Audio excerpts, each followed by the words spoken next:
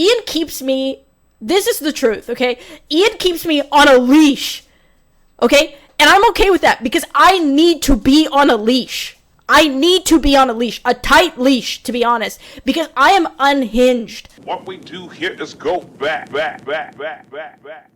Is experimenting on 10 children to obtain a cure for thousands of kids' lives justified?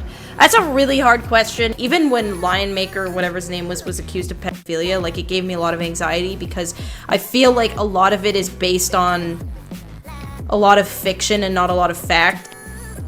Crying in dog makeup, come on. I'm not crying in dog makeup. Commentary YouTubers have no idea what it is to work a normal job. You f***ers that are looking at this right now, I know that you would f***ing cry if I said something to you in real life. I know you would cry. Hello everyone, today we're going to be covering Anisa Jomha, who's mostly known for being the wife of the once popular YouTuber iDubbbz. She's a vile woman who's been spewing her terrible thoughts online for the past decade now. And before we really begin, let me just make it clear, I'm not going to spend this entire video skinwalking as Ian. I've seen other people do it before, and I find it incredibly cringe. I don't need to prance around in the woods smoking cigarettes, or use a bad European accent, or even travel to Canada to find Anisa and say the N-word to her in order to criticize her like Ian did with Tana. That was Anisa's idea, by the way. I also take ownership for the Tana. The Tana thing was my.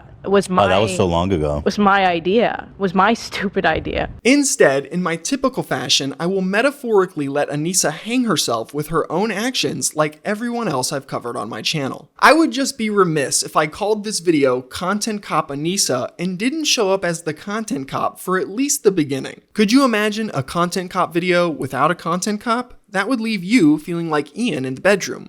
Totally cucked. Now that I've gotten that out of the way, let's get right into the video. Anisa Jomha started her online career in 2014 when she began streaming on the website twitch.tv. Her original handle was Rainbow Kids, and she mainly streamed herself playing the game League of Legends. Anisa was originally what is known as a booby streamer. A booby streamer is a woman who exploits her breast in order to gain followers, subs, and donations, typically from a young male audience. They usually wear things like low-cut t-shirts and push-up bras to accentuate their bodies, as they will be used as the primary focus of their streams. This phenomenon was especially popular way back before Twitch degenerated and allowed things like just chatting and hot tub streams. The live streaming website was originally a strictly gaming platform, believe it or not. Booby streamers weren't necessarily good at the games they played, but they would still generate an audience because of the obvious assets they showed off. This is exactly how Anisa would manage to become popular when she first started out, and it's what she would continue to do for a large part of her streaming career. She was initially inspired to start doing this by another female streamer who was originally a booby streamer herself named Caseytron. Caseytron started streaming in 2012, and for a while she played a satirical character of a dumb gamer girl. Anisa claims before she started her internet career, she was poor and barely scraping by. One night, she had a friend tell her about Casey making $200 from streaming on Twitch. She would see this as a potential opportunity to make some side money for groceries. Like, I was poor, like, poor,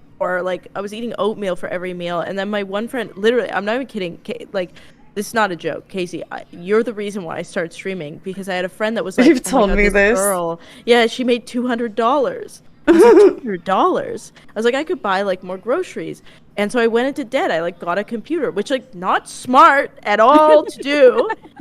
Got a computer, and I started streaming, and I got really lucky. Anisa has always been the definition of a pick-me, so her decision to do this isn't surprising at all. One of the best examples of this being true goes all the way back to when she was in high school. It was here Anisa decided to play on the male lacrosse team instead of the female one in order to prove she wasn't like the other girls. She didn't get accepted onto the male team because she was extraordinarily talented or anything, but because her parents allegedly complained to the school, which seems exactly like something Anisa's mother Maureen would do, More on her very shortly. After being inspired by Caseytron, Anisa would spend the next couple of years trying her hand at booby streaming to much success. By the middle of 2016, she managed to grow her Twitch channel to over 200,000 followers. An article was even written about her on the popular gaming website Kotaku. This write-up about Anisa didn't highlight her stellar gaming abilities or anything like that though. It actually focused on the insane fact that Anisa's mother was her head chat moderator. Anisa Jomha was a so-called booby streamer until last March. Her sizable Twitch following includes ardent fans, horny dudes, toxic trolls, and an unusual chat moderator, her mother. This article details how Anisa got popular streaming as a booby streamer and even noted some of the popular type of comments she would receive in chat. One section states, "In fact, a counter on Rainbow Kid's channel estimates that her breasts have been mentioned in Twitch chat nearly 30,000 times. Until recently, Rainbow Kids wore a double push-up bra highlighting her cleavage for her audience. Viewers would pay real money to have their commentary of her read out loud, much of which was deliberately offensive. Criticisms of her body or gameplay were bolstered by targeted, personal attacks meant to get a rise out of her. Variations on the word slut were a common refrain in Rainbow Kid's Twitch chat, which one day included her mother. The craziest part about this whole thing is the fact that Anisa didn't even know the person she appointed to be her head mod was her mom at first. She just liked this chatter's immense support and pseudo-janitorial work so much in the beginning that she modded them. What makes this article really funny is the fact that before it was released, Anisa was trying to claim she wasn't a booby streamer at all. "I don't consider myself a titty streamer. I don't consider wearing a non-padded bra and a tank makes me one. If I ever said, yeah, I'm a titty streamer, or I'm doing this for attention in the past 2 years or so, it's sarcastic or a joke because that's how I handle rude people. Am I aware that I'm a bit bustier? Yes. Should that force me to always cover up my body? No. I don't think it should. This isn't the Middle East." This claim doesn't work when you have an entire article written about you being just that, where your own mother is quoted saying, "At first I was surprised," Maureen Jomha, 52, remembered when I spoke with her on Skype earlier this week. "She's what you'd call a booby streamer, where you'd attract viewers to your stream, trolls, who come to harass or hit on female streamers." Anisa would eventually attempt to quit booby streaming in 2016 because her dad was ashamed of her. It actually was my father that made me stop doing the titty streaming completely. Gee, I wonder how her dad feels about her current career choices. Anisa would even try and retcon her past of booby streaming by claiming it was all an elaborate trolling scheme. This ridiculous flip-flopping narrative would turn out to be for nothing though, as she would eventually just go back to her old ways. "Why did you go back to being a booby streamer? Covering up created a white knight culture I wasn't comfortable with on stream. Believe it or not, I made more money off of it, but in the end, it wasn't as fun for me. It was either quit or go back, and I decided to go back." 2016 would also be the year Anisa would begin her relationship with the once popular YouTuber, iDubbbz. This relationship started out as all healthy ones do, with Anisa cheating on her ex-boyfriend in order to be with Ian. That's right, before Anisa and Ian began dating, Anisa was in an active relationship with another League of Legends streamer named Acadian. Anisa and Acadian began dating around late 2015, and this relationship lasted until the first day Anisa would meet Ian. Quick side note, I've seen multiple people report on Acadian's age being 17 when he was dating Anisa, going as far as calling her a potential predator for this. Acadian was born in 1996 and began dating Anisa sometime around September 2015. Very basic math would show you that he was at least 18 years old when they began dating. I also reached out to Acadian when making my iDubbbz video to ask if there was any validity to the claims of him being 17 when he was in this relationship. He let me know that it wasn't anything like that and that he was actually 19 years old when he dated Anisa. I wanted to make sure and put this info out there as I've seen other people call Anisa a pedophile over this, and I didn't want to continue to perpetuate a false narrative. Now back to the story of how Anisa cheated on Acadian to be with iDubbbz. In 2016, this League of Legends couple would go to TwitchCon, which was located in San Diego, California. Coincidentally, this happens to be the same place iDubbbz was living at the time.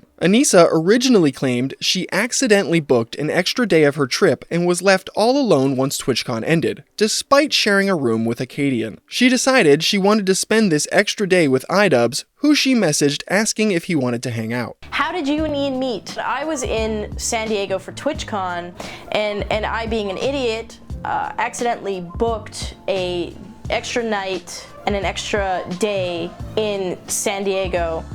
So TwitchCon was over, everybody was gone, and I was stuck in the hotel alone with nothing to do.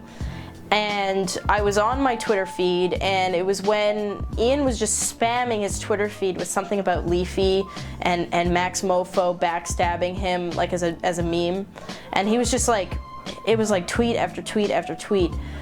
So I was like, okay, this individual's bored. I know he lives in San Diego.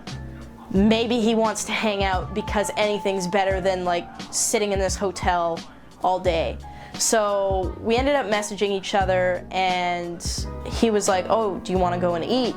And I was like, sure, just whatever. I just don't want to be in this hotel room anymore. She goes on to describe their date of going to a taco shop where the two would awkwardly interact until Ian took her back to the hotel. Anisa didn't think anything would come from this interaction, but surprisingly, they would continue to talk from this day forward. So when he got home, I guess he was fighting with himself whether to text me or not, because he thought that it was like completely done. But he decided to message me anyways, and he said, hey, I made it home safe.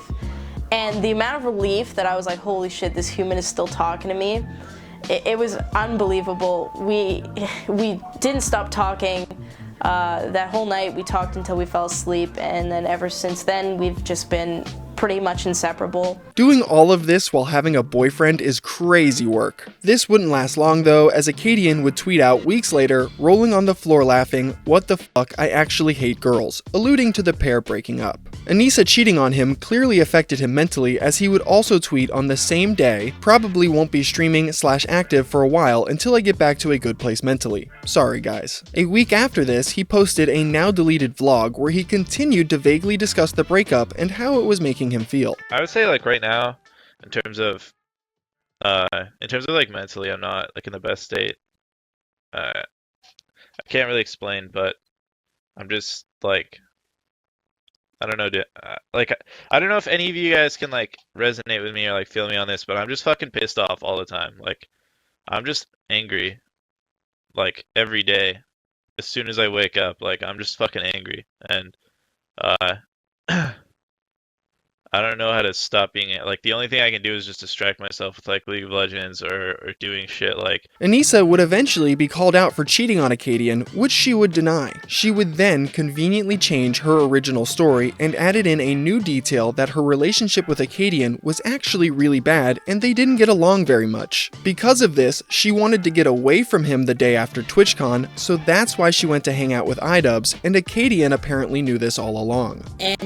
And when we were at TwitchCon, I accidentally booked an extra flight and an extra day, and Matt was there. Like we just had an extra day and an extra whatever, and I was talking to Ian, and Matt knew that I was talking to Ian, and I said to him, I said, do you mind if I go hang out with Ian or iDubbbz or whatever, because we have this extra day and I don't want to be in the same fucking room as you. Anisa would never admit to cheating on Acadian, even though her anniversary with Ian is on the exact same day she admit to breaking up with Acadian in Discord message leaks we will be covering later on in this video. You guys, Anisa would never cheat because she thinks cheating is wrong.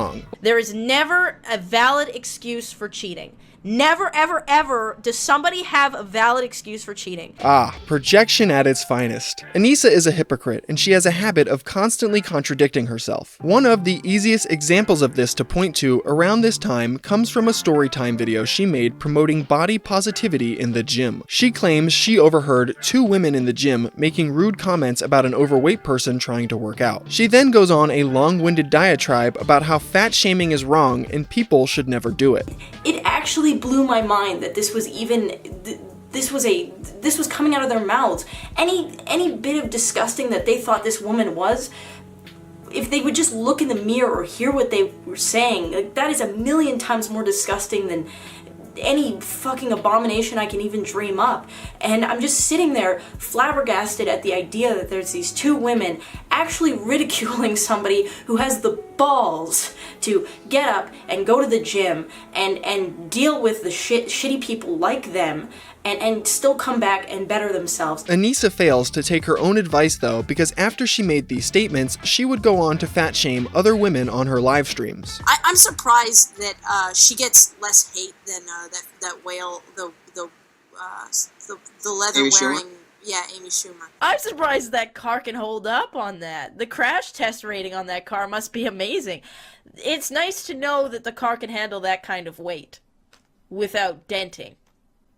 To our knowledge, it might have dented actually, who knows. A similar phenomenon would happen when Anisa would make a video explaining her struggles with an eating disorder and body dysmorphia. Gotta earn those sympathy points. You would think someone who claims to be suffering from these things wouldn't go out of their way to insult others who are also struggling with similar eating disorders, but Anisa did just that. She would react to another content creator named Venus Angelic, who made a video describing her struggles with her own eating disorder. Anisa couldn't stop herself from doubting, insulting, and making fun of this woman for her situation. If you ask me how I got to the point, it is because I couldn't drink or eat anything. So I still tried to eat or drink, but I puked out anything I ate. Not because I wanted to, but because I couldn't keep it in my stomach. I puked about 10 to 15 times a day for about an entire month. So what the fuck? You'd be dead! You would be dead! If you puke 10 times a day for a month, you would be dead! You wouldn't be alive, that's a lie! There's no way you can put that. That's for a month. That's not real. Yeah, there's no way. That gets you kind of dehydrated. Let me just read the comments. Oh my god, that's actually brutal. Are you done? Where's the, excuse me, human, but you cannot.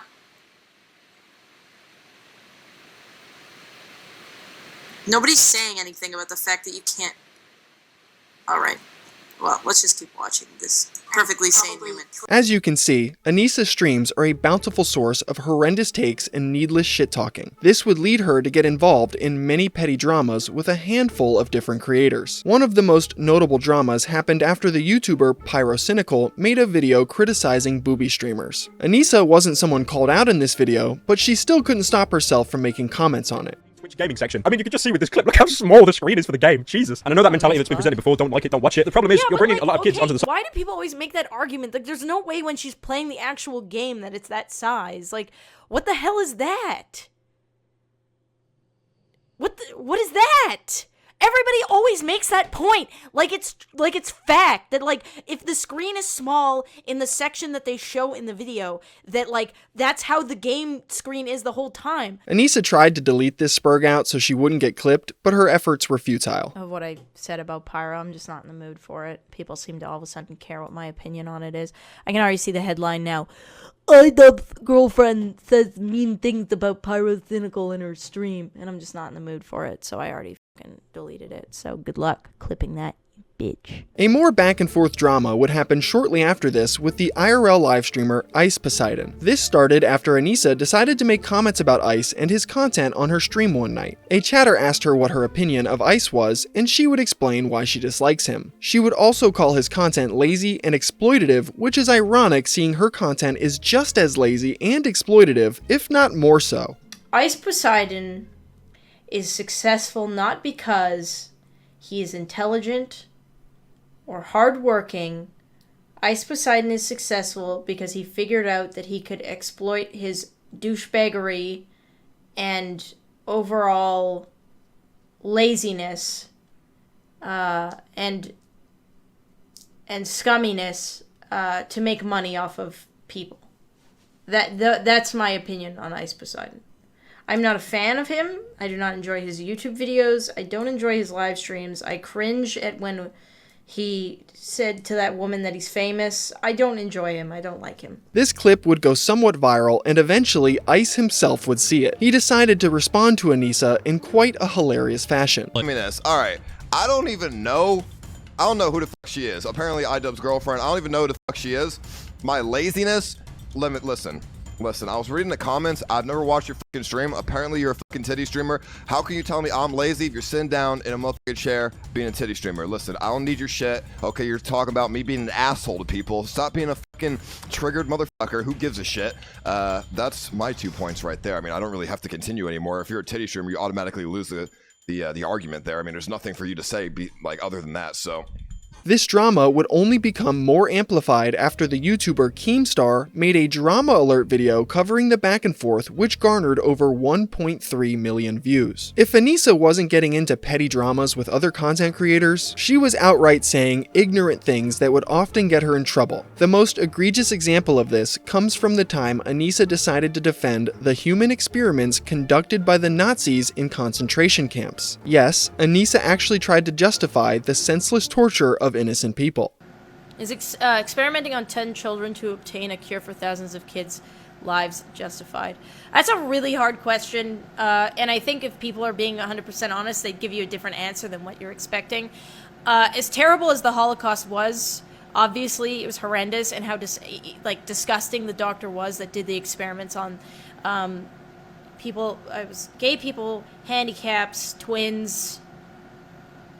I think that's, and obviously they were obviously Jewish, or they did it on Jewish people. They found a couple of really groundbreaking discoveries through that experimentation. There were no groundbreaking discoveries that came from the human experiments conducted by the Nazis. A Google search that takes less than 10 seconds to do will show you that Anisa's take is profoundly untrue. There was no scientific method followed during these human experiments, and the notes recovered from them amounted to scribbled gibberish. These experiments were nothing more than a sick way to torture people under the guise of science. Anisa would eventually walk this take back years later once it resurfaced and blew up in her face. She wouldn't apologize for the statements she made, but instead claims she was only parroting talking points she heard in a college lecture that she thought sounded smart, which is pretty insane. The same year as her pro-Nazi take, Anisa would also defend the pedophile YouTuber named Lionmaker. Lionmaker was a former Minecraft content creator who was arrested in 2016 for a variety of different charges, which included possession and distribution of CSAM materials. This guy was caught talking to multiple minors and soliciting nudes from them, some of which he posted on his own Twitter at one point. He even admitted to all of this in an interview conducted by the YouTuber Colossal is Crazy, and eventually went to jail for his crimes. This was a wildly popular story that Anisa somehow didn't know about, yet she still chose to ignorantly run to Lionmaker's defense because she doesn't like when people are criticized online. I don't like when people go in and rip a content creator apart like that, no matter what like really happens. It gives me anxiety. Like, even if it is like I'm no matter like how serious it is, right? Like, even when Lionmaker, whatever his name was accused of pedophilia, like, it gave me a lot of anxiety because I feel like a lot of it is based on a lot of fiction and not a lot of fact. And like, if the person really isn't as bad as what people think it is, which most of the time they're not, then you're just watching people rip apart somebody that maybe doesn't deserve it as much as, like, I don't know. It's just sad seeing somebody get ripped apart that hard. Yeah, Leafy was one of them. That was hard to watch getting ripped apart. Yeah, I haven't seen it, Googles, but I mean, I believe you, but I don't know it. Like, again, it's like, that's YouTube videos are okay, let me put it this way. YouTube videos are never sincere. Well, Lionmaker went to jail for pedophilia. I urge everyone to check out Colossal is Crazy's interview with Lionmaker. It's surreal. Yeah, I mean, and he went to jail, and he deserved to go to jail, like, which is whatever. Anisa being horrendously misinformed but confidently over-opinionated will be a common theme throughout this video. You'll also notice that after Anisa's comments on Lionmaker, she would go on to claim it was hard to watch the internet go after Leafy too. Yeah, Leafy was one of them. That was hard to watch getting ripped apart. This is incredibly rich, seeing the fact that her own boyfriend iDubbbz was the main person leading the charge with his Content Cop Leafy video that ended up garnering over 31 million views. She would even tweet at Leafy after the Content Cop on him was dropped. I'm actually sad to hear Leafy is taking a break. I've always had a soft spot for you, dude. Hope all is well. Again, her boyfriend is literally the reason behind him taking a break. Anisa's sympathy towards Leafy absolutely makes sense when you consider the fact that she had a crush on him before she started dating iDubbbz. And there's plenty of things that point to this claim being true. Starting with her tweets to and about Leafy, the first one being a reply to a tweet saying, "Real question, who wants to fuck Leafy tonight? Nashville, genuine offer." Anisa replied, I thought you would never ask. She also tweeted out several more things like, @Leafy, why am I never in your videos? Do I need to lower the cost of money to get me to bend over? And, @Leafy, I will shield you from the storm with my breasts, my son. Anisa even got excited and hoped Leafy would talk about her when he made a video bashing booby streamers. I haven't watched it yet. I actually haven't watched it at all, but apparently Leafy, I don't know if it's true or not, because Leafy's never put me in one of these videos. It always kind of made me sad. But apparently this one he finally did. So, let us see. To her severe disappointment, he didn't talk about her. Anisa being attracted to other men is a common trope when she's in a relationship. Leafy isn't the only man she's had a crush on while she's been dating iDubbbz. Another man Anisa had a crush on around this time was named Chris Raygun. Chris Raygun is a YouTuber with over 500,000 subscribers and was most popular around the same time as iDubbbz in 2016. Anisa has been friends with Chris for quite some time, with Chris making occasional appearances on her Twitch streams back in 2017. On these streams, Anisa would awkwardly interact with Chris and ask him about things like his sex life. What's the weirdest thing you've ever done in the bed? I've had sex in an elevator before. Have you had sex in an elevator before? Not in an elevator. No. I don't. Well, that's not in bed then, is it? I mean, it's technically. I mean, that's still like. I don't know. Asking, like, you know. From zombies. I mean, yeah. I don't really know.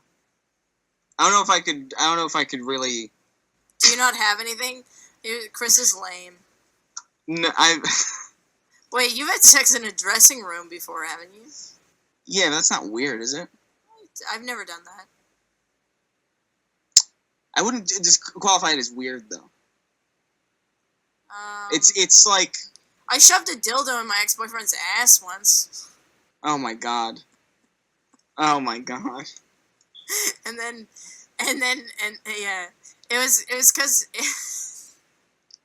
sex standing up is overrated. What are you talking about? Chris was dating a woman named Lacey Green when Anisa would ask him these kind of things, and Anisa knew that. She wasn't a fan of this fact and would make it painfully obvious on other streams where she calls Lacey a cunt and gives Chris the backhanded compliment that she would make a good porn star. Like, I'm just saying, it's like, you know, that's what you look for.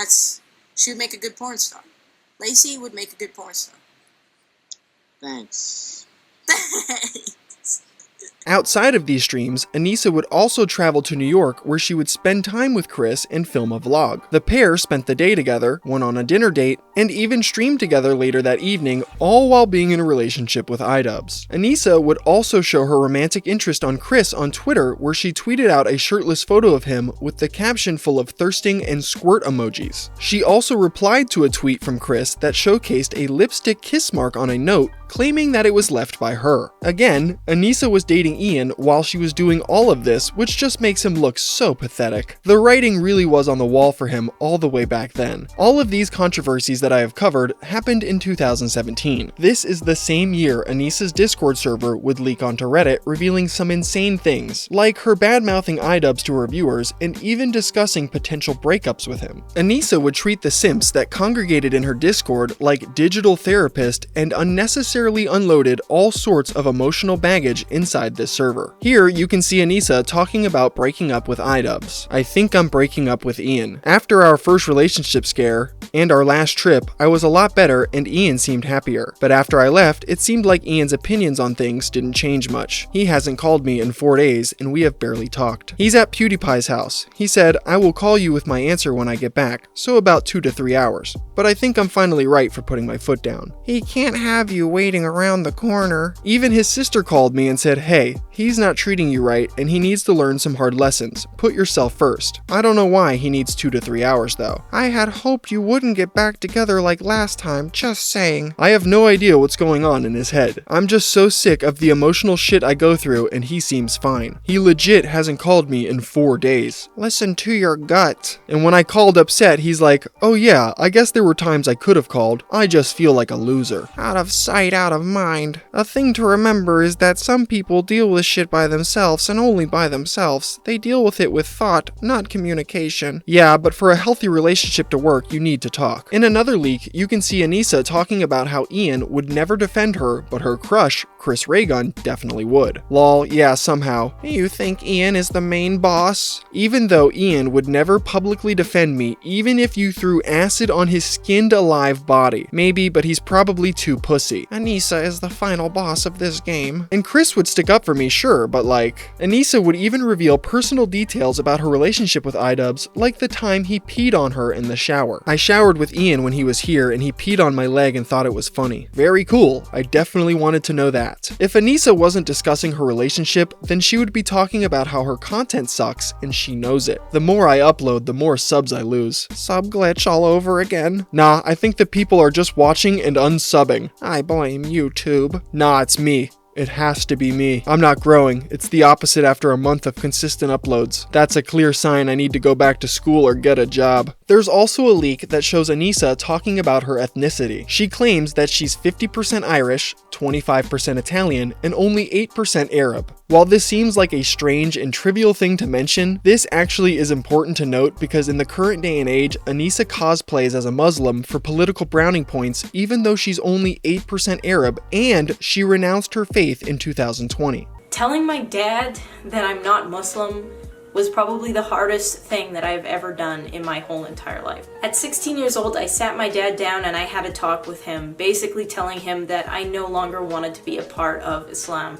I didn't want to be Muslim anymore, and I just wanted to be agnostic or spiritual. I don't really know what the word is, and he did not take it fantastic. Anisa's Discord echo chamber of simps will never actually criticize her, so that's why she feels so safe divulging all of this personal information to them. Thankfully, all of these Discord leaks would be archived on the Kiwi Farms after Anisa's Reddit page was taken down. In 2018, Anisa, for some wild reason, agreed to debate the controversial YouTuber known as Vegan Gains on the topic of veganism. Vegan Gains is a vegan content creator, if that's not obvious enough, and he gained popularity for his debates and mockery of non-vegan online personalities. He is also known for saying some truly insane things. I fucking hate children. They literally make me sick. When I see babies in a commercial, I start to gag and almost throw up, and I have to look away and mute it. And when I see babies in a stroller,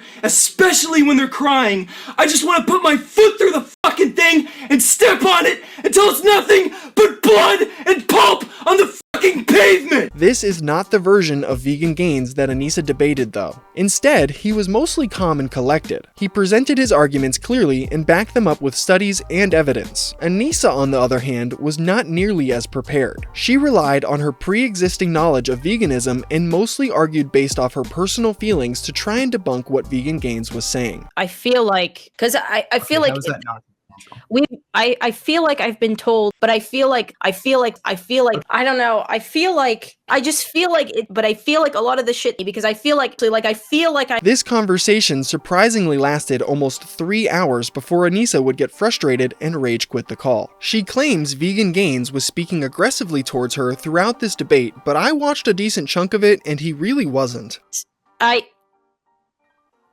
I get it. We have different opinions. It's not going to change. Clearly, I'm too stupid to understand what you're saying. No. Like I'm at just fully. You're not too stupid. Like we're good. Look, I think you're getting upset and a little too emotionally invested into this. I'm just really tired. Like that's. Okay, well, look, when you're complaining that I'm pointing out logical fallacies that you're making, that sounds to me like you're uncomfortable with me actually making arguments. We're good. I'm so at that point. If this is your view of winning, which is talking very aggressively for a period of time, very confident, you've won, man. Like I've made arguments. Well, no, I've made arguments and presented evidence. You haven't. So, yes, I have won on that basis alone. Well, then there you go. Okay, so you agree that you don't have any evidence for your claims and your arguments are completely logically inconsistent? Look, if you don't agree on that, I want to continue this conversation. I don't want to misrepresent your views. I actually am interested in having an honest conversation about this. Yeah, I'm done. After this debate happened, Anisa would somehow walk away feeling like she won. She would later go onto her stream where she accused Vegan Gains of being a dishonest liar while her chat reinforced the idea that she won the debate. Anisa would also DM Vegan Gains claiming that if he continued to criticize her, that he was encouraging his audience to swat her, which is just delusional. So @Anisa Jomha is trying to claim that I should no longer criticize her or challenge any of her fans to debate because that will encourage swatting. Ridiculous statement. It sounds to me like she just can't handle logical criticism of her position. A few days after the debate, Anisa would tweet out this: "I hope there is a day where I can do something and someone chooses to criticize me without including my significant other. I make myself quite independent, especially online, and I just crave the day people criticize me and only me for my actions. Be mean, I don't care, but focus on me." This is a crazy statement because criticizing her without mentioning iDubbbz is not a hard thing to do. I've done it for the entirety of this video so far, and I haven't criticized her because she's iDubbbz's girlfriend. I've criticized her purely for the things she said and done on her own. 2 months after this tweet, the YouTuber Brittany Venti would drop an hour-long video documenting all the things Anisa has done up until this point. It saw massive success, gaining over 700,000 views since it's been posted. Anisa would do her best to avoid talking about this at all cost. She already knew her streaming career was dying, and this video exposing her only drove home that point. I already showed you in her Discord messages she was complaining about her channel stats and people not being interested in her. It got to the point by the end of 2018 she was crying on stream over the fact that nobody wants to watch her anymore. I think that over the years, you guys, like, some of you guys have been here for so long, so I just feel like I'm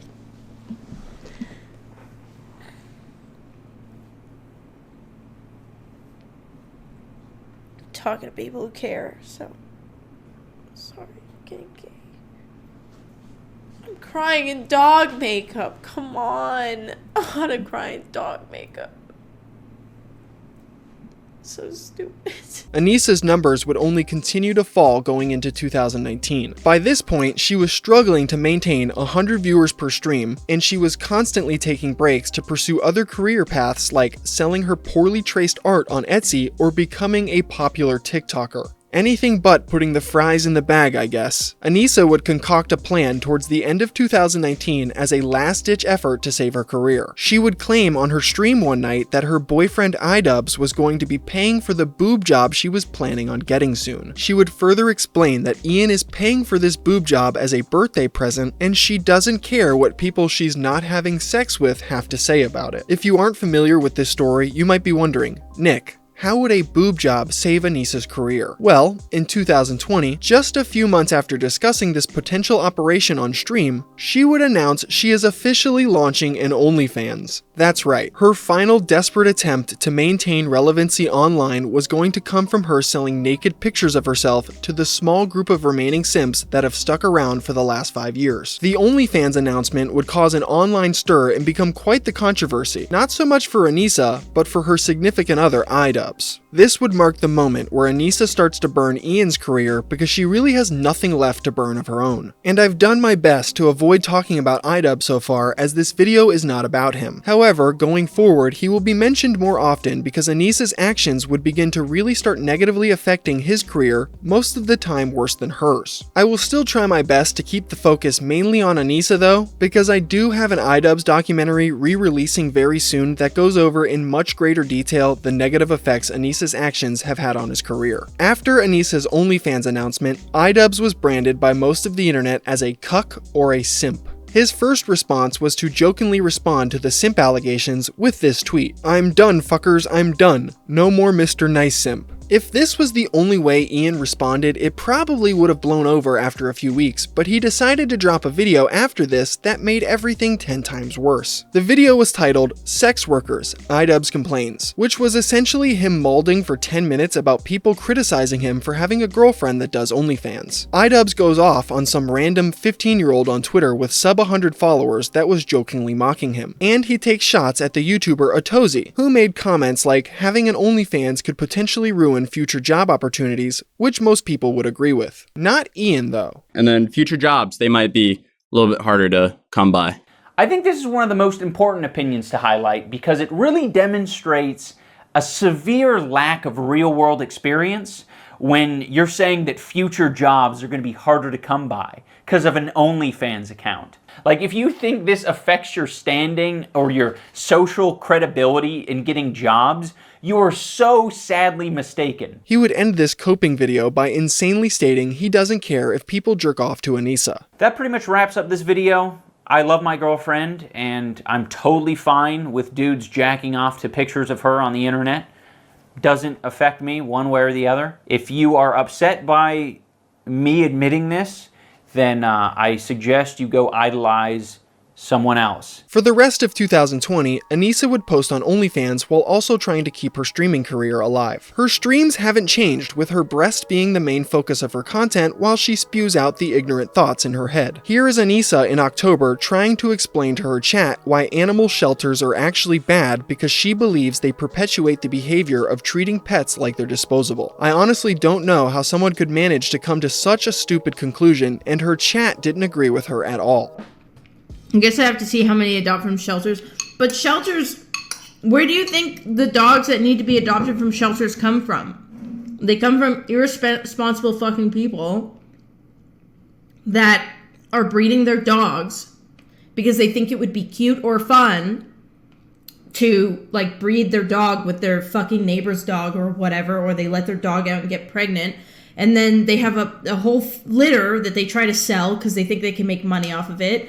And they do irresponsible things, like they give the dogs away too early. They don't socialize the dogs properly. Then when the dogs go to other homes, to typically bad homes, because the bar to purchase a dog when it comes from a backyard breeder is so low, then you have a bunch of horribly treated dogs across the board.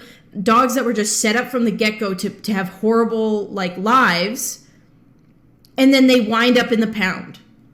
And then we adopt it because it's trendy and good to do. And don't get me wrong, it is great to adopt a dog and work from the adoption center with a dog. If you're one of those people, I admire that. That's great. But, like, when you are just allowing that to happen with zero consequence, then it's just enforcing these people, like, oh, it's fine if nobody buys my dogs or whatever, then I can take them to the fucking shelter.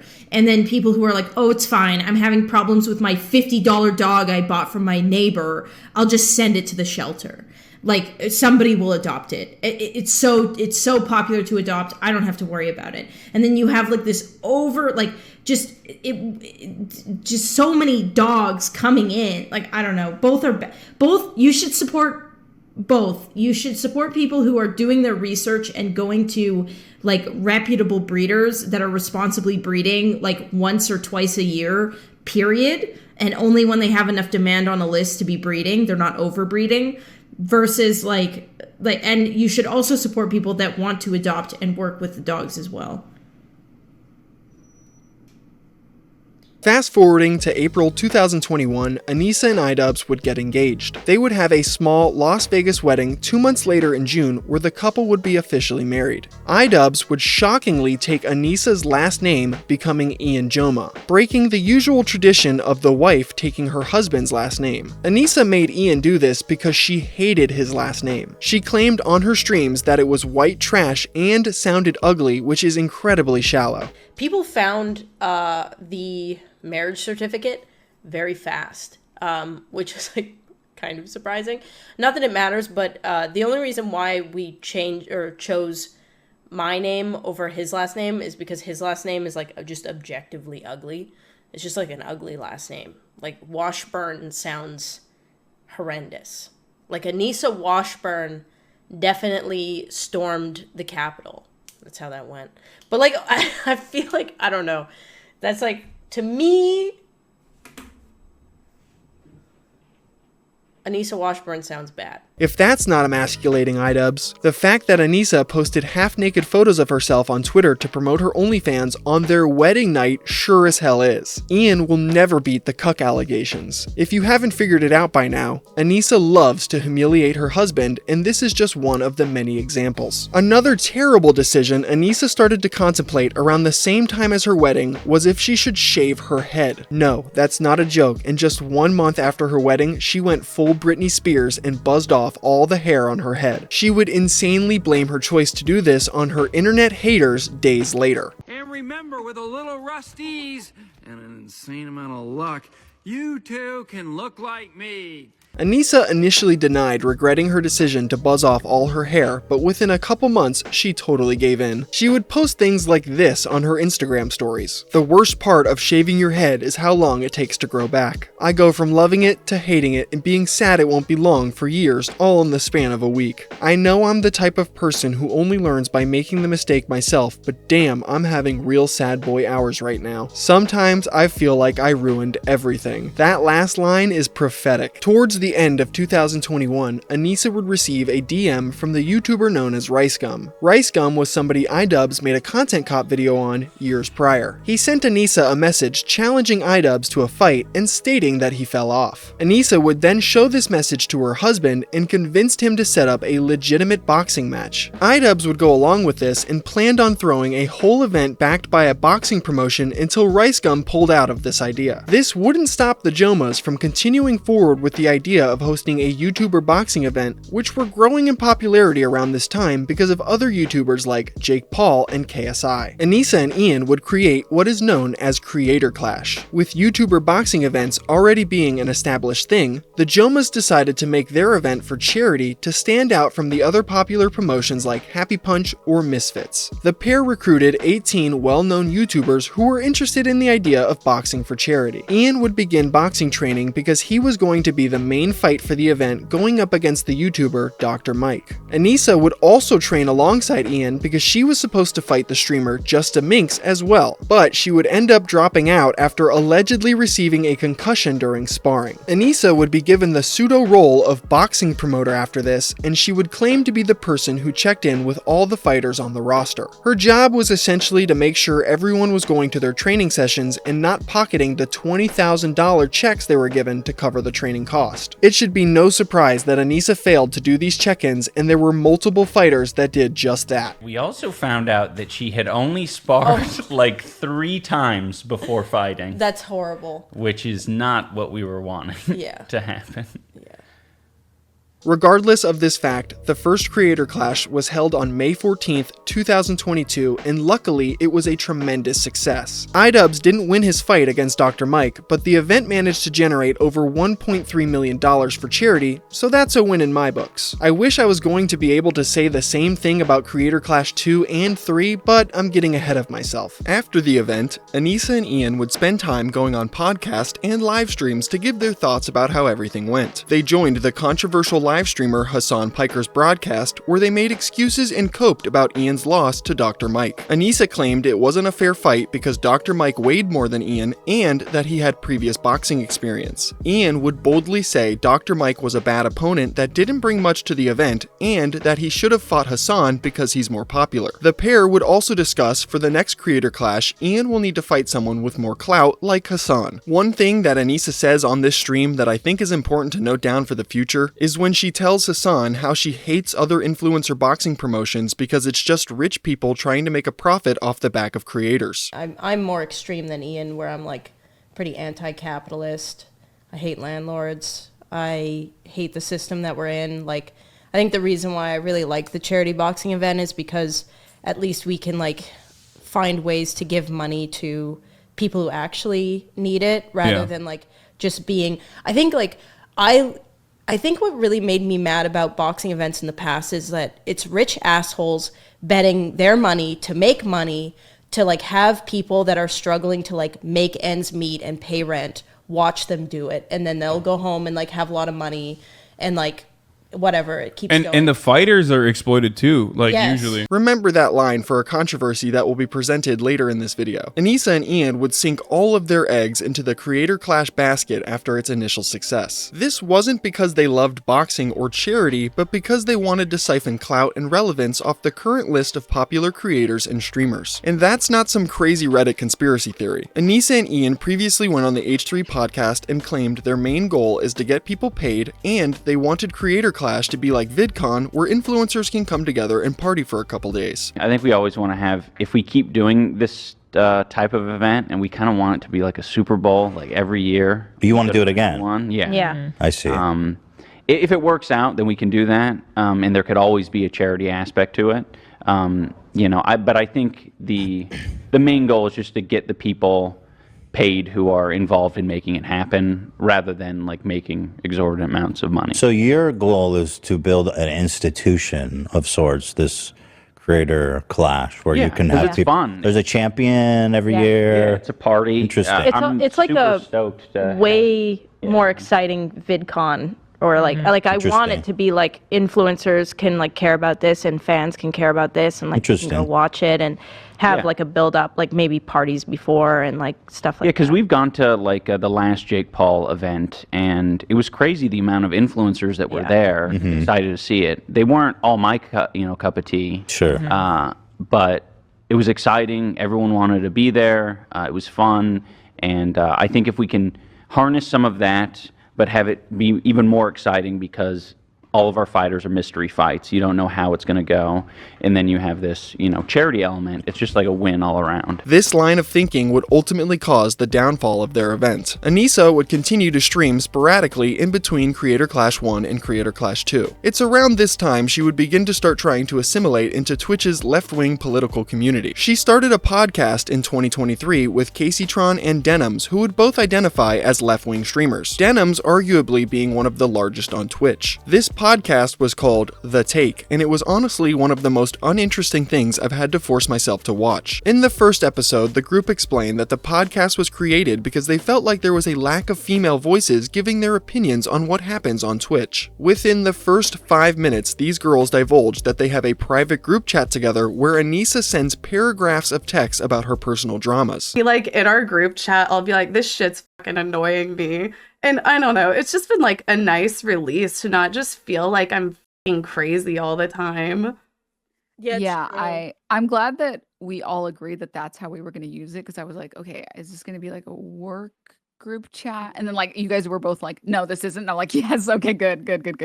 I was so ready to unload. I feel bad because I send you guys like books on there. I'm just like fucking typing for like 10 minutes. I'll like send like a fucking thesis. But it's also interesting though. Like Anisa will just like tell me some, like I'm like, holy shit, I didn't know that at all. Like Anisa will just tell me like some real like. Anisa then goes on a weird tangent about how she doesn't like her American neighbors because they're too friendly. She believes they're only friendly because they have an ulterior motive to eventually take advantage of her. And then she claims she's had a nightmare experience with her neighbors in all 3 of the homes she's lived in. Me and Ian have lived in 3 different houses over the past 7 years. Unfortunately, we had to move because we were doxxed out of one of them, but all 3, we had incredibly busybody neighbors that like wanted to talk to us and wanted to see what was up and wanted to like, kind of just get in our, you could tell it wasn't like, hey, I want to get to know you because, we're neighbors. It was like, I want to like get in a position where if I need something in the future or you're doing something that I disagree with, I can like get in your shit. You know what I mean? Whereas like where I'm from, neighbors don't talk to each other, right? You're just kind of like, we're all existing and, if you need something, I'm here, but like we don't need to like get into it.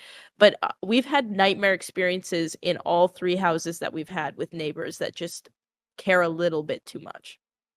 Really? Yeah. I didn't understand the busybody neighbor meme until I moved to the US. This reminds me of the popular saying, if you find everyone around you is an asshole, you just might be the asshole. Anisa, if everywhere you go you have bad neighbors, you just might be the bad neighbor. After this, the group would discuss streamer-related topics like Aiden Ross saying inflammatory things because it's an easy way to grow an audience. This is ironic coming from these girls who essentially became popular for doing a very similar thing. The girls planned on making this podcast a regular occurrence, but only 2 episodes would ever be released, so that should show you how much of a disaster this was. Around the same time that this failed podcast was created, Anisa and Ian would announce Creator Clash 2. Following the success of Creator Clash 1, Anisa and Ian pushed forward with their dream of hosting their own version of VidCon. They massively scaled up from the first event with things like a larger production, more fighters, and a bigger venue. The Jomhas also thought it would be a genius idea to rent out an entire hotel for the the creators they invited, costing over $150,000. They also flew in streamers like Hassan Piker, Denims, Frogan, and many more just to quote-unquote promote the event, which none of them really did. They paid for the company Getty Images to come to the event and take pictures of everyone attending. They even threw 4 separate influencer parties leading up to and after the boxing matches, and there was a red carpet gala event where Anisa got to hand out fake awards to the fighters. She even got to humiliate her husband on a live broadcast. He was in the shower,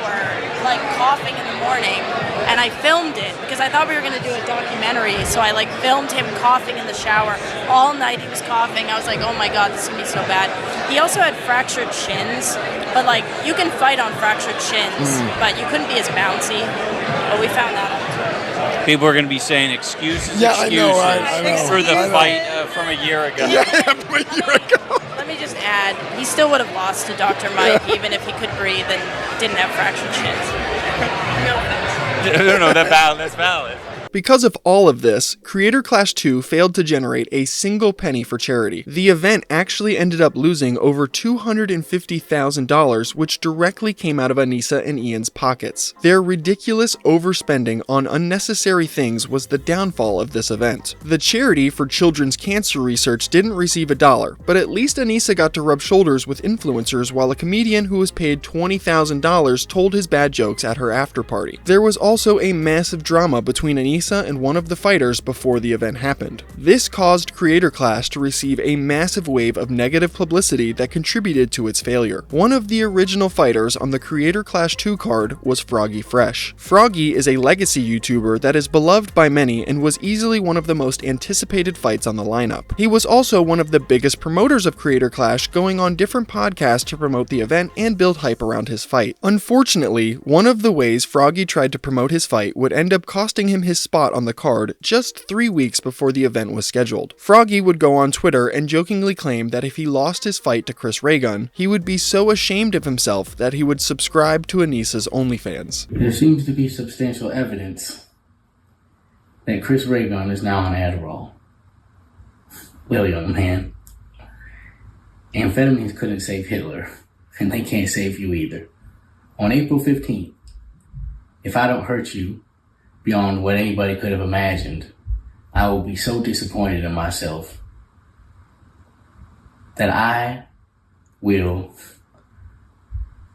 subscribe to Anisa's OnlyFans. This greatly upset Anisa, and just 2 days after Froggy would post this, the Creator Clash Twitter would announce that he has been removed from the card. This announcement didn't give any explanation on why Froggy was removed, and they even disabled the comments on the post in an attempt to mitigate the onslaught of criticism they know they were going to receive. This removal would cause a massive uproar amongst the fans who were all anticipating seeing Froggy fight. Even larger creators like Moist Critical, Some Ordinary Gamers, and Gideon voiced their disappointment with this decision. They even offered hundreds of thousands of dollars worth of charity donations if Froggy got put back on the card. All of this fell on deaf ears though, as the Jomha's unexplained decision to remove Froggy was final. Anisa and Ian would come out over a year later on their podcast and claim that Froggy wasn't removed for this OnlyFans joke, but because he was bad-mouthing the event and OnlyFans creators. This wasn't even remotely true, as Froggy wouldn't begin to trash talk Anisa and Ian or Creator Clash until after he was removed and was rightfully frustrated. Another reason people speculated Froggy was removed from the card was because he received his boxing training from the controversial creator Sam Hyde. Sam is someone iDubbbz tried to make a documentary on back in 2021. This documentary would blow up in Ian's face tremendously, as Sam rightfully suspected it to be a gotcha-style hit piece and effectively trolled Ian throughout the whole filming process. Ever since this happened, iDubbbz has hated Sam. Again, I cover this entire feud between these two in much greater detail inside my iDubbbz documentary that will be re-releasing soon. For the sake of brevity, just know that because of this situation, Anisa hates Sam, and the feeling is probably mutual in return. She would go on her streams and compare Sam to the scorpion from the old fable, The Scorpion and the Frog.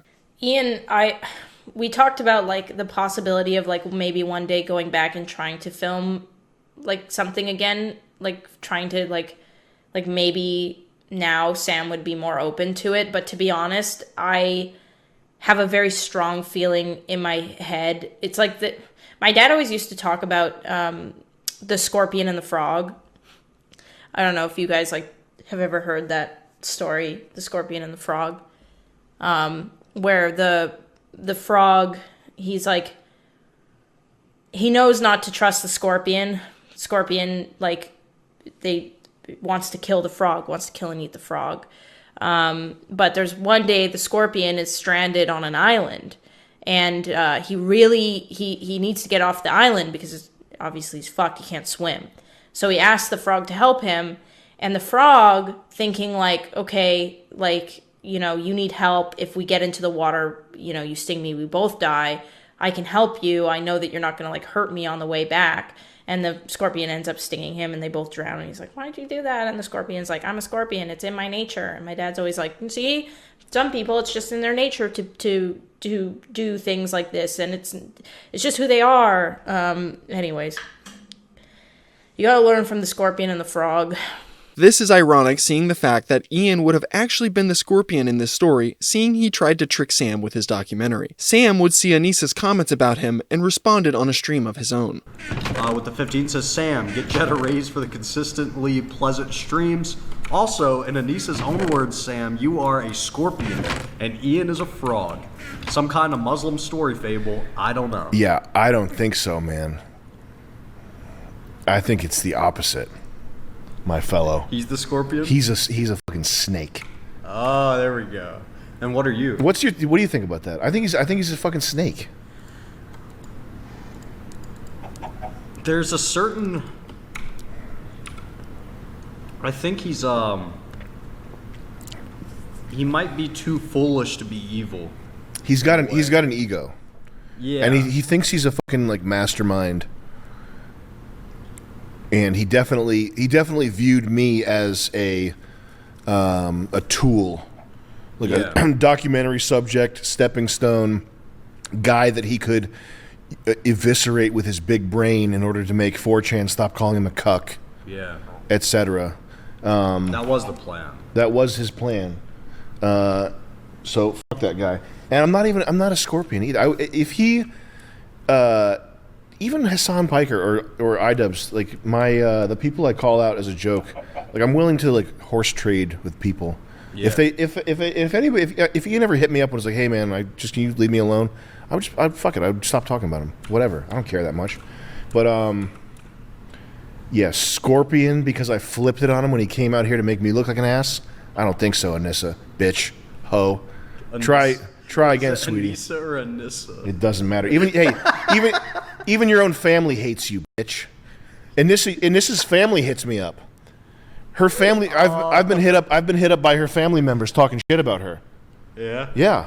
Jesus, man. Even your own family hates you, bitch. What does that say about you and how fucked up you are? They said that you used your Alzheimer's father as a dramatic prop. That's what Creator Clash 1 was for. It was for Alzheimer's or something like that. Yeah. And Anissa was up there like, I'm just so happy we could raise all this money for Alzheimer's. One of your own fucking family members hit me up and said you don't care that much about your father, and that your father you have like a strained relationship or something, and that you don't care about Alzheimer's. So fuck you, bitch, hoe, slut. After the massive failure that was Creator Clash 2, iDubbbz would do a 24-hour live stream for charity to try and make up for not donating a dime through his event. On this stream, Anisa took the opportunity to humiliate Ian by letting his audience know that he has IBS and constantly shits himself. I just want to ask him if you've always been shitting your pants. No. Because since I've known you, you've always had like IBS. You've always been shitting yourself. Yeah, well... A few months after this stream, Anisa and Ian would create a podcast called She Ruined My Career. The name is supposed to be satirical, but it's unironically true. Ian has pretty much become an internet laughingstock ever since the announcement of Anisa's OnlyFans years prior. The Jomhas use their new podcast mostly as an emotional dumping ground where they vent to each other like they're in therapy. They even brought on a psychologist one episode to talk to him about their feelings and the hate they receive online, which is just so pathetic. I can't imagine what the two of you went through. And yeah. I feel really bad for what you are going to continually. So how do you read every comment? That was my original question. So the thing is, and what makes me kind of sad about all of this is like, I wanted to get him to share more. Like as our relationship went on, I share a lot. He's wanted me to share less. I've wanted him to share more. We've started to meet in the middle. But as he shared more, he gets punished online for it. Do you read all the comments though? He does and is fine. I won't Not say fine. fine, but way better than me. Yeah. I'm the problem. I think I would describe it kind of, she's described it a little bit like body dysmorphia, where it's like if you're looking yourself in the mirror for a little too long, you can get a little bit really down on yourself. You know, you read one negative comment, you're like, all right, let's find another one. Yeah. And you keep going. Yeah. It's weird. It definitely hurts, and I can get caught in that. I don't really know why they created this podcast. It certainly isn't paying the bills, which is something they might find themselves struggling to do soon, as they claimed on the H3 podcast they haven't made any money in the last 2 years. So, yeah, you mentioned you got to start earning money again. Are you guys not earning anything right now? No. Oh, boy. We have not earned money for the past 2 years, which makes taxes very easy. That's good. Nice. We love that. Easy taxes. I like looking at the bright side of things. By 2024, Anisa was desperate enough to try and start streaming again. This wouldn't last very long, with her only doing a handful of live streams before disappearing from Twitch once again. One of the last streams she did showcased an explosive meltdown triggered by the YouTuber BoBlax. See me there, Bo Black. I would You also. jumped through a Still vent. let me speak. BoBlax made a video after Creator Clash 2 failed to raise any money for charity, speculating on how much money the event really made and questioning where it all went. His theory was that fighters were paid more money than what was initially stated, and that Anisa and Ian took a paycheck for themselves as well, instead of donating their profits to charity like the year prior. Now, his assumption wasn't correct, as he failed to factor in all of the egregious overspending on things like parties that I mentioned earlier, but his video allegedly caused a lawyer to investigate the Jomha's financials surrounding Creator Clash 2, as they thought the Jomha's potentially pocketed the profits and defrauded charity. Anisa, for whatever reason, would decide to bring this fact up on her stream, leading to this insane meltdown where she claims commentary YouTubers have never worked real jobs in their lives. The lawyer used the YouTube video to say that this was proof that we were pocketing money. So the point that I was making with that clip that got taken out of context again, or like he just didn't understand what I was saying, is that we were in a shakedown lawsuit, and part of the reason why they thought that they could bark up our tree was because commentary YouTubers have no idea what it is to work a normal job, let alone put on a whole event, okay? You have no clue. You don't even know what it's like to clock in and have someone breathe down your neck. So don't tell me how much it costs. $100,000 does not even cost 1/4 of the broadcasting fees. So, like, I don't know what crack these, like, commentary YouTubers are on, but I want some. No, I know. This is going on. I love how I didn't wear makeup today. I look disgusting as shit. But this will go on every and I don't care. I'm at the point. I don't care. I don't care anymore. Because even when we don't say something, they think we're saying something. Do you know what I mean? Oh, thanks, guys. Thank you. Yeah, they're gonna assume shit. So I'm so over it. Like, and I'm over them crying. They cry like they're the victims. Bro, you like made a video like with all these weird out of pocket assumptions. Like, just so out of pocket. I don't know. I know a lot of them have never worked a real job. I know that for a fact. And if you have, you worked there for a week and you cried and you quit. The OnlyFans model talking about people not knowing how to work real jobs is amazing cope. Anisa would continue this spurg out by claiming she has confronted commentary YouTubers in the past and made them cry. But you fuckers that are looking at this right now, I know that you would fucking cry if I said something to you in real life. I know you would cry. How do I know? Because I've done it to one of you fuckers in real life, and you have cried. You cried and apologized to me, and you even said that I made you feel like a bitch. And I'm glad that I did, to be honest. More people should do that to you.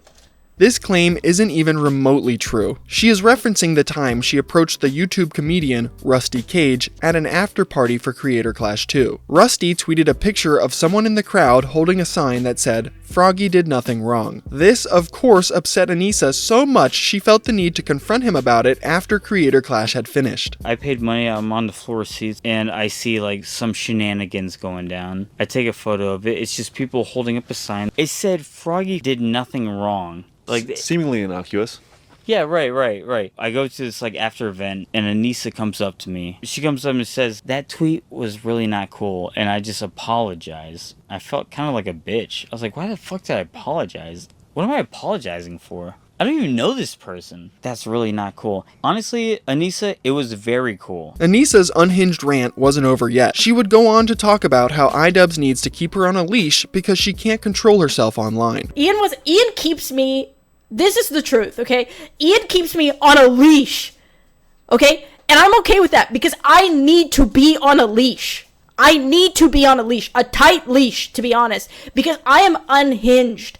I will just say shit. These clips would go viral amongst the commentary community. On one of Anisa's follow-up streams, she would attempt to retcon this meltdown by claiming she did it on purpose to get clipped and talked about. Anisa's pseudo-intellectualism strikes again. You know, it's interesting because when I did the rant that like got clipped and shared by like a bunch of people, I did that intentionally to be like ranty and interesting and eye-catching and like I did it with the intention of like getting it shared.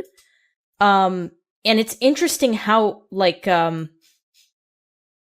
predictable that is, I guess. And it's cool. It makes you feel like, okay, like this is more predictable than like you would imagine that it is. This is obviously not true. Anisa having a conniption over Bo Blacks's video wasn't some 200 IQ move to gain attention online. She just has poor impulse control and can't help herself from crashing out over the hate she receives. Anisa and Ian would begin to discuss Creator Clash 3 from time to time on their podcast. That's right, after Creator Clash 2 failed miserably to raise any money for charity and cost the Jomhas over $250,000, these two geniuses thought it would be a great idea to do it again with nearly an identical formula. There wouldn't be an official announcement about this until the following year though. Anisa would spend the rest of 2024 ranting about ridiculous things on her podcast with Ian that struggles to break 5,000 views on most episodes. And this would continue on into 2025. It wouldn't be until the end of January where Anisa and Ian would both post announcements on their Instagram stories promoting Creator Clash once again. After miserably failing to be a boxing promoter for Creator Clash 2, surely Anisa would have learned from her mistakes and the third event couldn't be any worse than the last, right?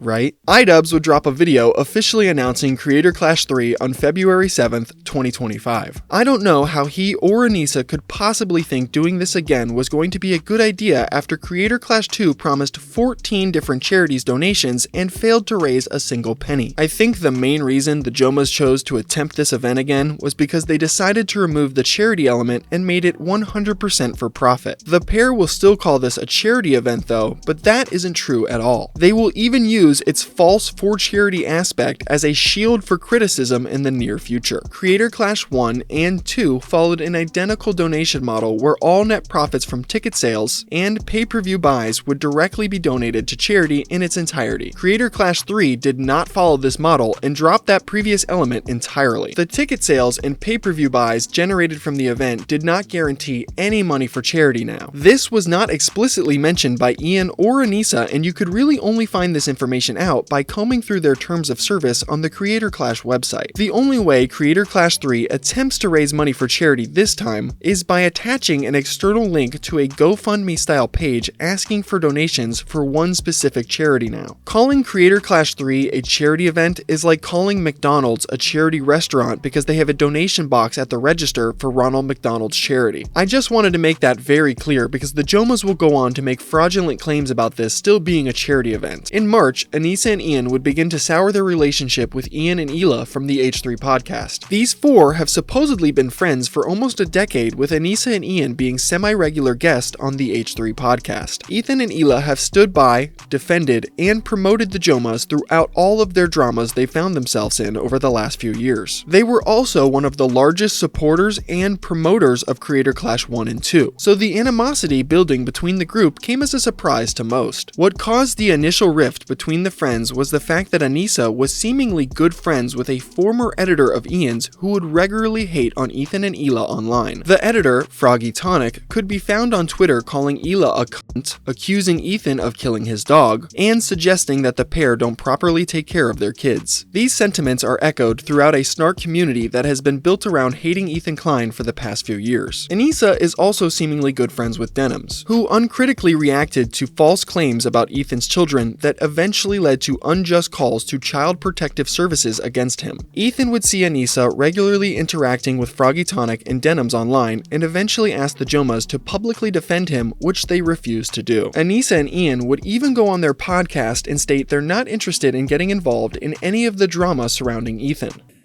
Ethan's upset with, I think, some of our connections, and, we've tried to reach out to Ethan to talk privately. Basically, it just seems like we're at a bit of an impasse, so we want to stay out of the drama as much as possible. We don't want to pile on and add to anything, so this is our, lukewarm addressing of it. It's, we're always open to talk, privately, especially. And, we'll, the door's always open. Yeah, the door is always open. I want to, really drive it home. We don't condone harassment of any kind. Condone harassment of any kind. Of any kind, okay, period. Which is why we have not stuck our foot in any of this, because it is not productive. I don't think it's helpful. And these are real people who have real feelings. This would lead to Ethan denouncing his friendship with Anisa and Ian live on his podcast during the first week of March. So yeah, he's accused me of leaving pills on the floor.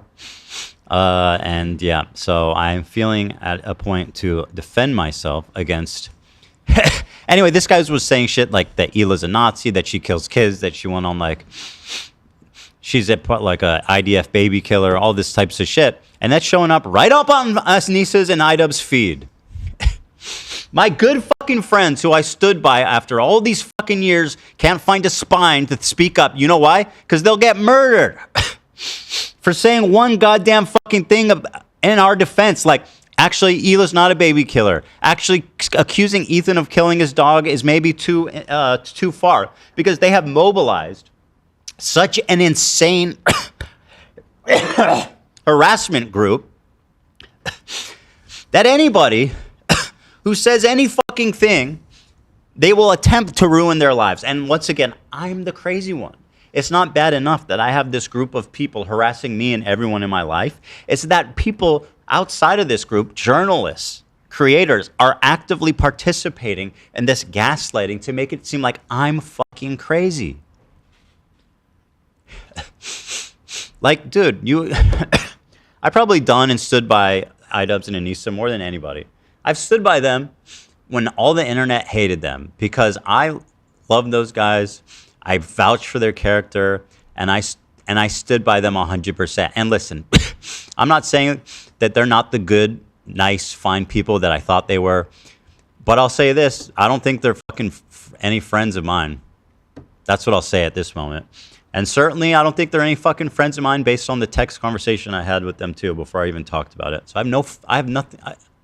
I don't need any fucking halfway friends, man.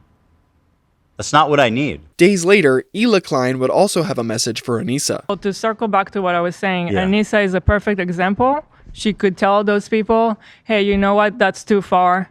You should not say that. That's not okay. I've been to their house. Their house is clean. They treat their kids nice. I've seen them with their kids. She could say so much. And it would make her a little bit uncomfortable, right? It's not comfortable. She'll get a little bit of shit. Yeah, just for But saying that would be commendable. By the way, it kind of speaks for itself that saying, "Hey, their house is claimed. They're, they're actually good people." Like that's gonna get you shit. That kind of says it all, doesn't it? It does. Like that's in my opinion doing something that's Yes, it difficult does. and standing by your principles. That's the whole point. That's what makes standing by your principles admirable. Is that it's not always easy. This drama would explode weeks later when iDubbbz released his newest video titled Content Cop H3 on April 16th. This was quite possibly the worst video Ian has ever made. By no means is Ethan Klein an infallible person. There's plenty of things you can criticize him for, but the way Ian went about it in his video was just horrendous. Content Cop H3 was just Ian concerned trolling Ethan for an hour straight while regurgitating old talking points from some of the people that hate Ethan the most. He starts the video off by downplaying his relationship with Ethan and immediately defends Hassan. Ian then begins to explain some of the reasons he won't defend H3. One of the main reasons Ian claims he won't defend Ethan and Hila, who are both Jewish, was because Anisa was half Irish and half Lebanese. He basically states that Anisa is well aware of the oppression her people faced from Israel, so of course they won't come to their defense. I'm not going to assume that Hila knows, but I'll say it for anyone who doesn't know. Anisa is half Lebanese and half Irish. For anyone unfamiliar, the Irish have been on the receiving end of a lot of oppression and genocide. On the part of the Lebanese, they've received a lot of oppression and attacks from the IDF. So Anisa is very well familiar with the propaganda and the shit coming out of Israel. Choosing now, out of all the times, to be like, please defend me. No, we're not gonna fucking defend you. This is just a delusional lie. Remember those Discord leaks? Anisa stated herself she is 8% Arab. That's not even close to 50%. At one point inside this content cop, Ian starts crying while visiting the same psychologist he had on his podcast with Anisa. He cries about his relationship and the harassment he and Anisa face online while projecting about Ethan and Hila. You know, I also see the dynamic of Ethan and Hila. I'm like, fuck, like, it's really hard to be a couple online and see people attacking your partner, and it's like, okay, like if you come to their defense, if that doesn't always help them, right? Sometimes that makes it worse for them. This is definitely a very, very brief description of iDubbbz's video to try and avoid going on a 30-minute tangent that doesn't necessarily involve Anisa. Again, a much greater breakdown of this situation will be found in my iDubbbz video. While Anisa didn't show up in this content cop video, I definitely believe she played a role in its creation behind the scenes. This wouldn't be the first time she helped iDubbbz with one of his videos, as she's taken credit for some of his previous works like the Tana content cop. I also take ownership for the Tana. The Tana thing was my. Oh, that was so long ago. Was my idea. Was my stupid idea. Yeah. I was the one He that suggested, like, we can go to the place. It's just in San Francisco. I'm like, it is just in San Francisco. Yeah, that drive and everything. And now I think back to it, I'm like, I can't believe we literally harassed an 18-year-old child at her show. It's like kind of. That's I guess when you put it that way, It's horrendous. Yeah. It's horrendous. It's probably like my most embarrassing. Like it is. It's fucking embarrassing. Releasing this content cop on H3 completely backfired on Anisa and Ian in more ways than one. Ethan would respond to the video live on the H3 podcast, completely dismantling the criticisms Ian tried to lob his way. And to add insult to injury, a majority of the internet would ultimately take Ethan's side in this drama. Anisa and Ian's boxing event would also begin to suffer because of this content cop video. A handful of fighters on the card were no longer interested in participating in Creator Clash 3 after this video was released. Starting with Harley Morenstein from Epic Mealtime, who was one of the fighters for the main event of the evening. Not only was Harley one of the most important fighters on the card, he was also one of Creator Clash's biggest promoters and defenders, so him walking away speaks volumes to Anisa and Ian's actions. The next fighter that dropped out almost immediately after the content cop video was Lena Ayad. She literally works for Ethan, so it's not even surprising that she chose not to fight anymore. This was a tough situation for everybody. And it wasn't something that any of us took lightly, least of all AB and Lena specifically. It is with great regret that we announced that Lena will not be participating in Creator Clash either. Yes. First off, I apologize to any of the fans who were going to see Lena. It's been a lot, and Lena's just sort of been thrown in the middle. She was kind of put in a really shitty situation, and boxing is a very serious thing, and you need your full concentration. And it was getting to a point that she was just caught in the middle of stuff, and I was afraid, and she was distracted at practice, and there's a lot to it. And yeah. Things were not looking good for Anisa and Ian's event. Ian would release a follow-up video to the Content Cop titled Content Deputy, where he attempted to respond to some of the criticisms he had been receiving. In this video, he reveals that he and Anisa have decided to step away from Creator Clash entirely and handed over the responsibilities to the company that helps organize the event. He insanely blames the reason behind their decision to step away was because Ethan was quote-unquote attacking his charity event because of the Content Cop video. Ian would also make the insane claim that he believes the internet was going to blame H3 for ruining Creator Clash. I was hoping that if I made a video about Ethan, he would act like an adult and he would keep the attacks directed at me and Anisa. Unfortunately, I was wrong in thinking that, because Ethan, in a desperate attempt to attack and smear Anisa and I, he started attacking our charity event. He's highlighting this post that equates Creator Clash to a crypto rug pull. He's saying the event is going to be worse than TanaCon. Can't wait for them to blame us for their failed event. Don't worry, Hila, I'm not going to blame you guys for anything Creator Clash related. I know you're terrified of taking accountability for anything, so that will rest solely on my shoulders. But I can't speak for the internet. The internet might actually blame you guys for it. Now, with this recent revelation that people are just going to use Creator Clash to attack Anisa and I have decided to step away from Creator Clash. We have relinquished control to our business partners who ran the previous two events. They're very capable. They know exactly what they're doing. They run events on a regular basis. The event is still happening. Anisa and I just don't have any financial ties. We don't have any ownership.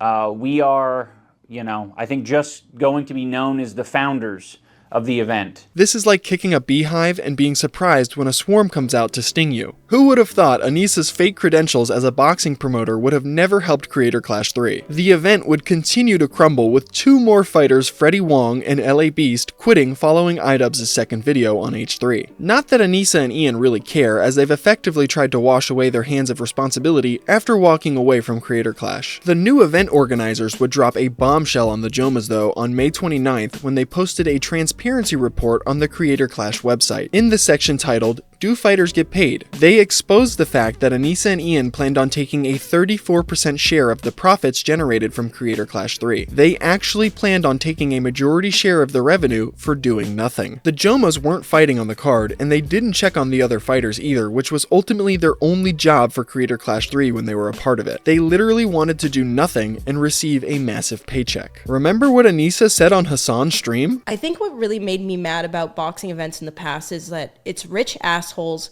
betting their money to make money to like have people that are struggling to like make ends meet and pay rent watch them do it, and then they'll go home and like have a lot of money and like whatever, it keeps going. And the fighters are exploited too, like usually. How ironic, seeing that's exactly what the Jomhas planned on doing for Creator Clash 3. The 34% cut revelation was incredibly gross, seeing the fact that Anisa and Ian have been calling Creator Clash a charity event, and they used the fake charity aspect as a shield for criticism since the release of Content Cop H3. The L's for Anisa and Ian wouldn't stop coming either. Less than a week after they were exposed for trying to take a 34% cut of Creator Clash 3's profits, their former boxing coach Michael Briggs and his wife Kate would go on the H3 podcast to expose even more information about them. Michael revealed things like Anisa having a crush on one of Ian's sparring partners and enjoying watching Ian get beaten up by him in training. She definitely had a big crush on one of the guys that would come in and spar with them, because anytime they would spar, she would just be super into it and watch every moment. And then, even if he would like beat Ian up, she'd be very into it.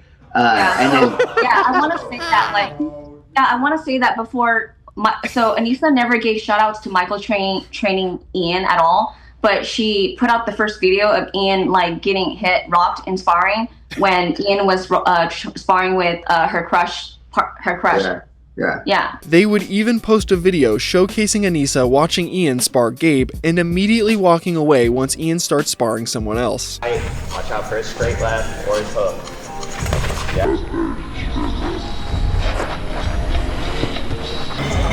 It's like shooting a big Godzilla and the Godzilla doing nothing. Just knowing like, Doesn't, alright, actually doesn't even look. we're screwed. Dude, just expect that, right? I want to have attrition. Right? Like maybe the quick seconds. One more round line, one more round game. You're doing good. Ready, sir. Another thing Michael would tell Ethan was that Anisa and Ian knew Creator Clash 2 was $500,000 in debt 2 weeks before it was supposed to happen. The Jomhas had the ability to cancel all of their parties in an attempt to scale back on spending, but instead ignorantly chose not to. I guess Anisa's red carpet gala where she got to rub shoulders with other influencers was too important to give up. Anisa already told us, she shared with us prior to CC2, like a month before, that they were negative, was it 500K already? Yeah, at the Whoa, time. whoa, hold on. Yeah, that's important. Say that again. They were negative 500K before the event. Yes.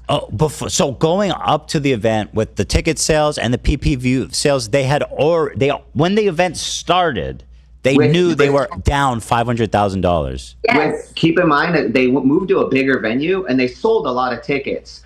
But before the event had started, they said we're fine. So the reason we found this out was because I wanted Ian to start doing 2 training sessions a day. And I said, Ian, you need to start doing 2-a-days. And he was like, why should I do 2-a-days? And I told him, I was like, Ian, you're not good at boxing, man. My brand is at stake. So you need to do 2-a-days. That's what pro boxers do. And so I told him. Wait, did you actually say that to him? Yeah, yes. And then I told him, I said, my brand is on the line. I said, you can go back to YouTube. My whole life is fighting and coaching fighters. And I'm like, so if you don't have a good performance, that's going to look bad on me. 2 weeks before the fight, I'm like, we need to do your 2-a-days. And I said, my brand is at stake. Well, he went and told Anisa that I told him my brand was at stake. So the next day she comes into the gym super mad. And she's like, our brand is at stake. We're $500,000 in the hole right now. And we're like, I wish I knew that. I wish I knew that at that time. I think a lot of the fighters would have liked to have known that. I don't think none of them needed to be in the dark about that, you know? Yes, completely. Well, and that's the thing. They said you guys didn't promote enough, but they weren't honest about the fact that they were spending the money from the ticket sales on the hotel, on flying people in, on all these other things. So it was just like, so those decisions, the gala decisions, were made while in the red. Yes. I have a question about that. So she was like, we're already down 500,000, and she still had time to cancel stuff when she said that. Like, how before the event was that? Yeah. I mean, it was 2 weeks. It was 2 weeks before the event. I mean, they So knew she they could were have made some 500K last in minute the hole. moves. Yeah. They knew they were 500K in the hole long before that, right? That's just when they yelled at us about it. Yeah. So they could have definitely made moves to reduce spending. She wanted that award show so bad the next day. They really, really wanted to have that award show so she could give out awards. Michael also explained how Anisa told him she believes Sam Hyde legitimately wants to kill her, which is just fucking insane. Like, so. It was the craziest thing because Anisa said to me, she's like, Kate, you don't understand. Ian and I both believe that Sam Hyde would really come and find me and would actually murder me. So that's the reason why we have to take all these precautions. And I was just like, are you sure? I was like, I think the guy's a millionaire. I was like, I don't think he's going to risk his freedom to kill you. But okay. Okay, so Sam is definitely an unpredictable, like, high-level troll, but I don't believe that he actually... I don't think their security was in risk. Why the fuck would he kill him? This whole 3-hour interview is filled with revelations like this about Anisa and Ian. I highly recommend you guys watch it in its entirety. Anisa would try her best to ignore her world burning down around her after the boxing coach exposed her and her husband on the H3 podcast. She would take a short vacation with Ian after this expose and even tweeted that she was going to be returning to streaming. Excited to announce that I will be going back to streaming once we are back from vacation. While she was on this vacation, Creator Clash 3 would announce its cancellation. Creator Clash 3 somehow turned out to fail even harder than Creator Clash 2, and it was all thanks to Anisa and Ian once again. Anisa would of course be found in her Discord hug box, coping over Creator Clash's failure. I just want to make it clear that we haven't had any contact or control since we publicly stepped down. Even though me and Ian were the faces of the event, many people were behind the scenes making decisions together. The event wasn't doing well way before the content cop. A combo of many things contributed to that reality, including lack of of promotion, influencer boxing being less popular, the economy, etc. I think what it boils down to is piss poor communication from everyone, even after we left, which is unfortunate. At the end of the day, I care about people getting paid for the money they were out for training and charity getting their money, and both of those things were done. There's a lot to unpack with this statement. For starters, her claims Creator Clash wasn't doing well because of lack of promotion and poor communication. That was Anisa's only job. To promote the show and communicate with fighters was literally the only thing she was tasked with doing. That failure falls entirely on her shoulders, and her blaming things like the economy being a contributing factor is just downright insane. Her closing statement about caring that fighters and charity got paid is interesting as well. I say this because one of the fighters, Lena, who works for H3, initially wasn't going to be reimbursed the thousands of dollars she spent on training. Anisa and Ian initially had no plans on paying her back that money, sticking Ethan with the bill. It would take weeks of arguing behind the scenes with the new event organizers until Lena was finally reimbursed for her training cost. Anisa would then begin to have a meltdown on Twitter over Ethan Klein, who has since vowed to criticize the Jomhas forever because of their betrayal. And I am here for every second of it. And when you're like, we're at rock bottom, there's no reason that anybody should be making fun of us. You're just kicking us when we're at rock bottom. We have nothing left. We have nothing to give. Nobody's paying attention. I will be there. I will be there to fucking make fun of you, to shit on you, to ground you deeper into the ground. I will never forgive you. I will never forget. And I am going to be vindictive about you both forever. And you want to be, listen, nobody gets to claim petty bitch in my presence. Okay, Anisa, you know exactly what you're getting yourself into. Okay, I'm watching. I'll be watching you every breath you take. Because of this, Anisa would begin tweeting in mass. I'm once again asking what my ultimate sin was aside from being married to the man who made the content cop on The King. Ethan doesn't know us as well as he claims, especially not me. He's as knowledgeable about our private life as the average viewer. I have never mentioned CPS. I didn't appear in the content cop. I have only ever replied to Ethan privately with kindness despite him spam texting us deranged nonsense. His inference that I have any control over Ian's choices is from watching SlopTuber's parasocial ramblings. She would also stupidly tweet out an Instagram comment Ethan once left her showcasing how kind he treated Anisa during her struggles online. For some reason, she thought this would make Ethan look bad, but it ultimately just makes her decision not to defend him look even worse. This comment just showcases Ethan being empathetic to Anisa, and I have no idea how she thought this makes him look like the bad guy. Anisa acting like she's some innocent victim caught up in her husband's drama is honestly laughable. Since the release of the content cop, she has tweeted multiple antagonistic statements towards Ethan. While Ethan and Hassan were having a debate, Anisa tweeted out, "Drugs?" This is in reference to Ethan's tics, which are caused by his Tourette's, which Anisa absolutely knows about. Accusing Ethan of being on drugs when you know he has a diagnosed condition that makes him twitch and sniff is just incredibly shallow. Anisa would even double down on this position when Ethan decided to respond to her, tweeting this, "No way he's on the full alt-right incel pipeline. Haha, he thinks I'm the evil witch. It's your manic, desperate behavior that makes me think you're on drugs. You can't even finish a sentence half the time. Your tics have nothing to do with it. Post this on Twitter, pussy." Anisa also tweeted, "Ian was too nice in his content cop. Trust me, if I was pulling the strings, it would have looked a lot different. No mercy for creepy misogynistic losers who can't handle criticism." There are plenty of more tweets just like this, so Anisa is just feigning ignorance when she complains about why Ethan has decided to A-log her forever. Having these Twitter meltdowns is pretty much all she does at this point in the current day. If Anisa's not spurging out about the hate she receives online, then she's posting pictures of the food she's making acting like she's some innocent trad wife. Sometime after Ian's 2 videos being posted on H3, the Jomhas would list their house in America for sale and move into Anisa's mother's basement in Canada. Here they would continue their paywalled podcast sitting on the floor with no lighting or set whatsoever. This is what losing everything looks like right here, folks. I also think it's funny to mention that Anisa and Ian have completely abandoned the "She Ruined My Career" podcast ever since the release of Content Cop H3. This is probably to mitigate the amount of public backlash they've been receiving online for all of their horrible choices. And speaking of horrible choices, on August 19th, Anisa decided to announce that she was officially relaunching her OnlyFans. This was something she put a pause on doing while she took on her new job of being a boxing promoter for Creator Clash. And since that pointless venture has been finished, Anisa is now desperate desperate enough to go back to selling her nudes online as a career. She tweeted about returning to streaming months prior, but never followed through with that claim. Instead, she now chooses to barge in on iDubbbz's already unpopular streams to voice her opinions on topics nobody asked for. One time, she interrupted Ian's stream to tell a story about a truck driver striking a school bus, killing 16 teenagers and injuring 13 others. She then invents a story about how people felt bad for the truck driver because he was a white guy. I also want to bring up that there was that trucker that literally killed a hockey team, hit a bus. You know, it shouldn't have happened. But everybody felt bad for the trucker back then. I remember he survived and a bunch of kids died. And people were sympathetic towards the trucker, and you can guess what race he was. White?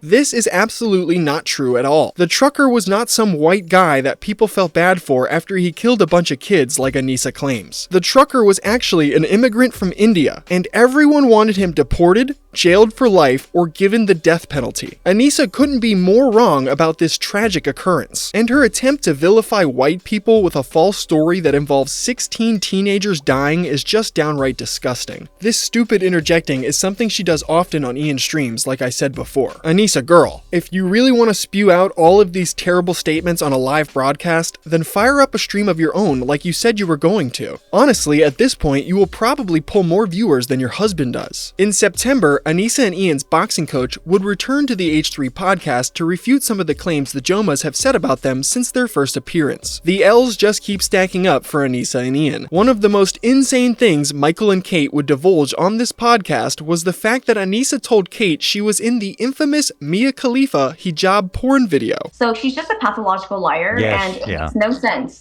why she needs to flex to me. I didn't care. She's such a pathological liar. Up until a couple months ago, she had always told us one of the reasons that she told me that people hate on Ian was because she had done a porn with Mia Khalifa in a hijab. So I'm like, oh damn, she did a porn with hold Mia on. Khalifa. What does that have to do with? But- Wait, she oh, okay. Anisa said that she was in the porno with Mia Khalifa. This was the first conversation I had with Anisa when I first met her at the gym. Michael told me, hey, the YouTuber's coming in today with his wife. They're training, come and meet them and film, right? And then I go and I meet her and I said to her, hey, we don't really know much about the YouTube world. So are you also a YouTuber, or what do you do for work? And then she literally giggled and then she was like, well, I actually had a porn video that went viral. And I was like, oh my God, I just looked around to make sure nobody was around us because why are you talking about this at the gym? And then she's like, yeah, I had a porn video that I did with Mia Khalifa and another Muslim girl. And the three of us had hijabs on, and it was very controversial. And I got lots of death threats. And then after that, I was terrified for my life, and Ian needed to protect me. And so that's how I became famous, So she made it seem to me that was how she was. That's such a for. crazy thing to lie about. Yeah. She's a liar. She lies all the time. And I think she liked us because we weren't a part of the YouTube world, and she could just lie to us continuously. And she says we're not going to look it up. We're not going to look it up. Why would we look that up? Also, I'm not going to look up a fucking porn of my client's wife. I didn't even know that's that insane. What the fuck? This is honestly an insane statement that I kind of doubt the validity of, but it is Anisa we're talking about, and that's absolutely something she would lie about. So I'll just let you guys come to your own conclusions on whether you believe that's true or not. Kate also told H3 about a time where Anisa tried to get her to divorce her husband because she felt like he was a misogynist. And then she told me that, she doesn't understand why I could be with Michael because, he doesn't support women. And she was literally encouraging me to leave my husband, basically. Anisa is just fucking insane. What else can I say at this point? Fast forwarding to October 7th, Hassan Piker would be streaming on Twitch. His broadcast would run as it usually does until he decided to shock his dog with a shock collar for stepping off its bed. Okay? It's the same reason as to why America... Kaya, please just fucking go. Just stop. Jesus Christ. What are you doing? You're being such a baby. I'm not going to debate you on whether he did or didn't shock his dog. I think the video obviously shows that he did. And if you are someone who believes Hassan didn't shock his dog, then congratulations, you get to join Team Anisa. Anisa would be one of the first people publicly speaking out in defense of Hassan with her tweet that read, "I'm a big dog advocate. Love training dogs with positive reinforcement, as you can tell with Merlin and Fiona on Ian's streams. I've met Kaya. I saw Kaya while Hassan was streaming. She never had a shock collar on. She was good at her place command, but that's very easily accomplished with positive reinforcement. I would be very, very surprised if this was actually Kaya reacting to a shock collar." I find it particularly crazy that Anisa instantly jumps to defend a guy's animal abuse that she's not even friends with. But when it came to defending Ethan, someone her and her husband have been friends with for years, she couldn't be bothered to do so. Anisa desperately wants to be absorbed into Hassan Piker's orbit, so it's not surprising she'll bend over backwards to defend him. The most recent controversy Anisa found herself embroiled in came on Halloween. She decided to dress up as Snape and made Ian dress up as Dobby from the Harry Potter series. These costumes are innocuous on their own, however, as you can see, Anisa made Ian hold up a trans flag in order to own J.K. Rowling. This decision would blow up in their faces, as they didn't think that portraying the gross basement-dwelling goblin as a trans character would come off as offensive. That's honestly a joke some hardcore right-wing comedian would try and make. The unexpected backlash Anisa received would cause her to delete this Instagram post almost immediately. She would then respond on her Instagram stories. The first response states, "Oh my god, y'all are the whiniest snowflake baby losers in my comments. Take a joke. Can't a husband get on his knees in a bedsheet for his wife while wearing a full face of makeup without the internet crying about it? Geez guys, can't this woman make her husband look like a cucked fucking loser in peace? Get off her back, jeez." This first response to the backlash was obviously poorly received, as she had to make a second response apologizing. "Sorry if we didn't make it clear enough. I assumed most people understood holding a trans flag doesn't make you trans. I personally think that would have been in very poor taste to do that, and I hope people I care about, including my trans identifying fans, didn't take it that way. I will be more clear in the future if I decide to throw another punch at the ghoul, which is J.K. Rowling." Anisa is such a failure that she can't even virtue signal to her audience correctly. This has been a running theme since the start of her online career. She constantly finds herself metaphorically stepping on rakes with almost every decision she makes. She has built an audience that absolutely despises her over the last decade, and the few people that do like her are dwindling in numbers as time goes on. If Anisa was a smart person, she would log off the internet and go get a real job so she'll be able to pay her bills in the coming years. This honestly might not even be possible though, as her nasty online footprint is massive and will follow her around forever.